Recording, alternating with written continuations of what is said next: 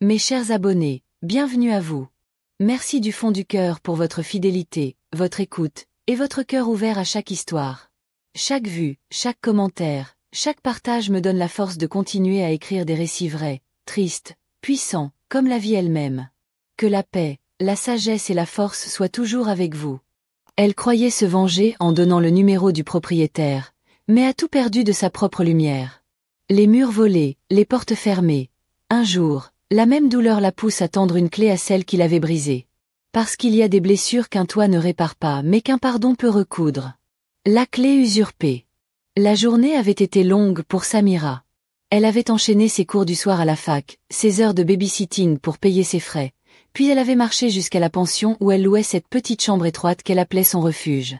Mais ce soir-là, quand elle pose la main sur la poignée, un détail la fige, la serrure a changé. Le couloir est silencieux, les ampoules faiblardes éclairent à peine la porte où son nom a disparu, remplacé par un papier griffonné, Yasmine des chambres 12. Samira frappe, espérant une erreur. La porte s'ouvre. Une jeune femme au brushing impeccable, robe satinée, la fixe de haut en bas, un sourire suffisant au coin des lèvres. « Tu cherches quoi ?» dit-elle d'un ton moqueur. Samira, la gorge serrée, bredouille. « C'est ma chambre. » Yasmine éclate d'un petit rire sec. « Plus maintenant. J'ai tout payé d'avance.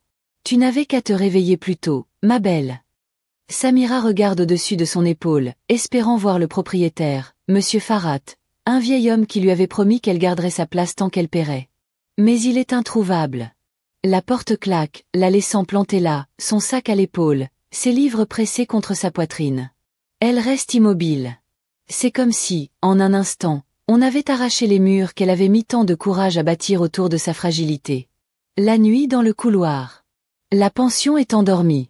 Les autres pensionnaires ferment leurs portes, éteignent leurs lampes. Personne n'ose la regarder dans les yeux. Samira, recroquevillée sur le carrelage froid du couloir, tente de trouver une position pour reposer sa tête sur son sac. Ses pensées s'enchaînent. Où dormir? Qui appeler? Sa mère est loin, malade, dépendante d'elle pour envoyer un petit billet chaque mois. Samira envoie un message. On m'a prise ma chambre, mais il reste sans réponse. Le tic-tac d'une vieille horloge du palier devient un supplice. Vers 3 heures du matin, elle entend la porte de sa chambre s'ouvrir. Yasmine sort, portable à l'oreille, glousse un peu trop fort, son parfum cher embaume l'air. Elle jette à Samira un regard vaguement amusé. « T'es encore là? Va donc pleurer ailleurs, pauvrette. » Le sol est glacé, mais son cœur, lui, brûle d'une honte insupportable. Quand ses paupières se ferment enfin, un filet de larmes coule le long de sa joue. Une porte claque au loin. Silence.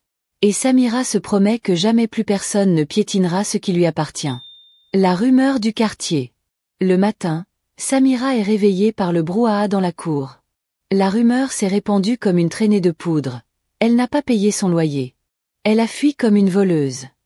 Ceux qu'elle saluait poliment détournent les yeux. Les femmes de ménage murmurent derrière son dos. Elle frappe à la porte du propriétaire, mais Monsieur Farhat ouvre à peine, l'œil fuyant. « Ma petite, la chambre est louée. C'est comme ça. J'ai besoin de loyer sûr. » Elle insiste, la voix tremblante. « J'ai toujours payé, vous le savez. » Pas assez vite, pas assez cher. Et la porte se referme, plus lourde encore que la veille. Samira déambule dans les couloirs, cherchant un recoin où se cacher. À chaque pas, les visages se ferment. L'injustice la ronge. Une voisine, compatissante, ose lui glisser un sac de pain, mais son regard dit « Ne reste pas là trop longtemps, tu me porteras malheur. » Et, pour la première fois, Samira sent que dans ce quartier qu'elle croyait un refuge, elle n'est qu'une étrangère de plus qu'on peut remplacer. L'aide inattendue. La nuit tombe à nouveau. Assise sur un muret près de la porte d'entrée, Samira regarde les passants rentrer, retrouver leurs clés, leur lit, leur toit. Un jeune homme s'approche, un casque autour du cou, un sac de provisions à la main. Karim. Elle l'a croisé 1 ou 2 fois, sans plus. Il s'arrête devant elle, hésite. « Tu dors là ?» Elle ne répond pas. Karim pose son sac, s'assied à côté d'elle. « T'inquiète pas, je vais pas te jeter dehors. » Il marche jusqu'à un café miteux à l'angle de la rue. Karim lui offre un thé. Il parle doucement. Samira, d'abord méfiante, comprend qu'il est le neveu du propriétaire.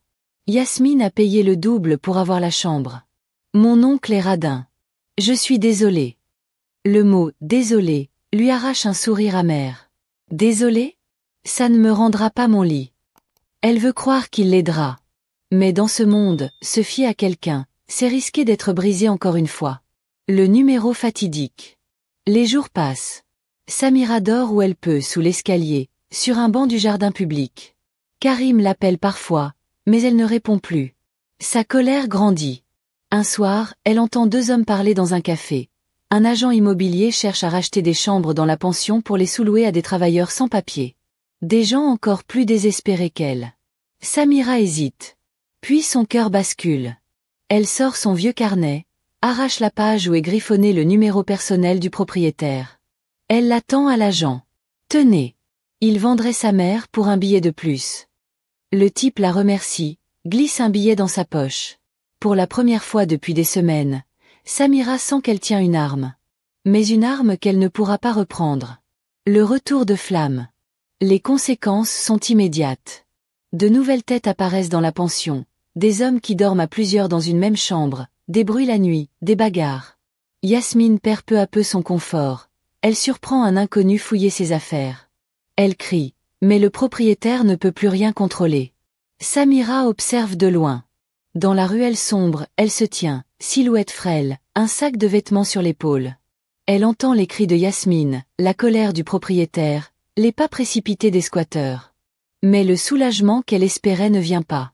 À la place, une douleur aiguë se loge dans son ventre.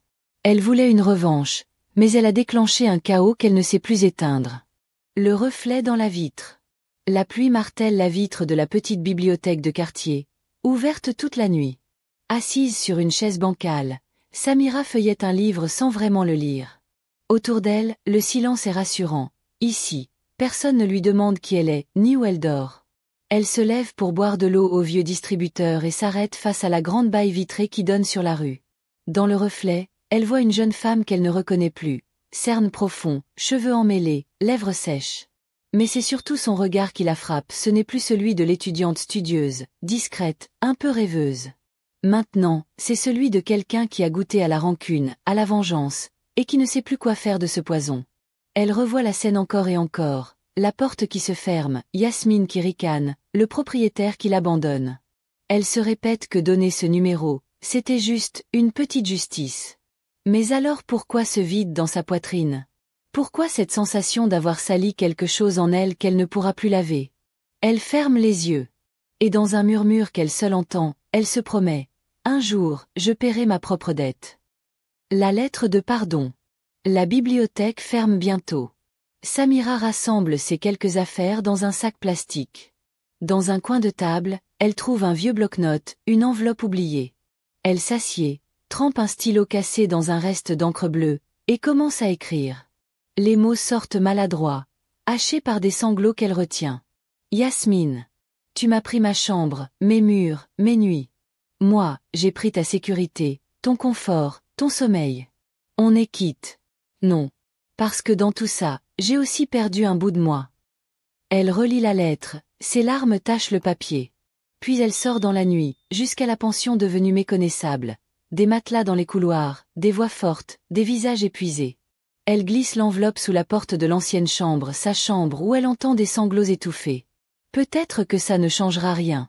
Mais elle ne veut pas partir sans laisser une trace de sa vérité. La rencontre sous la pluie. 2 jours plus tard. La pluie noie les trottoirs, transformant la ruelle en un fleuve boueux. Samira, trempée jusqu'aux os, avance sous un vieux parapluie troué. Elle a tout vendu sauf quelques livres qu'elle garde comme des trésors. Soudain, une silhouette surgit devant elle. C'est Yasmine. Plus de maquillage, plus de coiffure impeccable. Ses cheveux collent à son visage, ses yeux rougis d'avoir trop pleuré. C'était toi, hein? Crache-t-elle. Samira reste muette. Yasmine s'approche, la saisit par le col. Tout est parti à cause de toi. Ma chambre, mon boulot, mon mec. Tu es quoi, toi? Un démon? Le parapluie tombe. La pluie les lave, mêle leurs larmes aux gouttes qui ruissellent sur leur visage. Samira veut crier. Et moi? Qui m'a tout pris? Mais aucun son ne sort. Alors elle murmure seulement. Je suis comme toi maintenant. Les deux jeunes femmes restent là, sous l'averse, liées par une douleur que ni l'une ni l'autre n'a su maîtriser. Quand Yasmine la lâche enfin, c'est comme si chacune portait désormais un peu de la misère de l'autre. Un toit éphémère. Karim refait surface, un soir où Samira traîne près de l'université, les bras engourdis de froid. Il l'aborde sans un mot, lui tend un sachet de nourriture chaude, puis un trousseau de clés. J'ai parlé à un ami. Il a un petit studio vacant pour 1 mois ou 2. Après, faudra te débrouiller.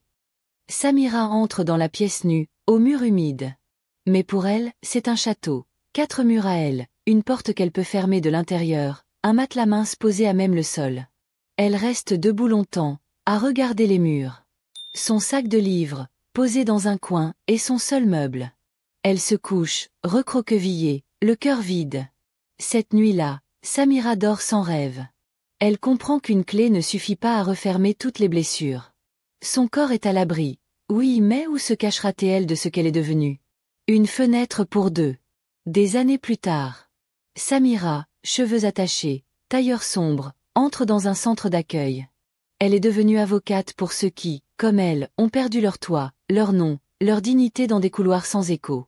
Dans un couloir, une jeune mère attend, serrant contre elle une petite fille endormie. Quand Samira lève les yeux, c'est Yasmine. Leurs regards se croisent, un frisson traverse l'air. Yasmine chuchote. J'ai tout perdu encore une fois. Samira pose une main sur l'épaule de l'enfant. Puis sort de son sac une carte de visite, la glisse dans la main de Yasmine. Cette fois, je te donne la clé. Un endroit sûr. Pas un numéro à vendre, pas une porte à voler. Un endroit où tu peux respirer.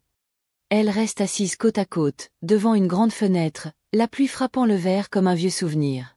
Et Samira comprend que parfois, il faut qu'un toit s'écroule pour qu'un autre, plus solide, se construise à l'intérieur.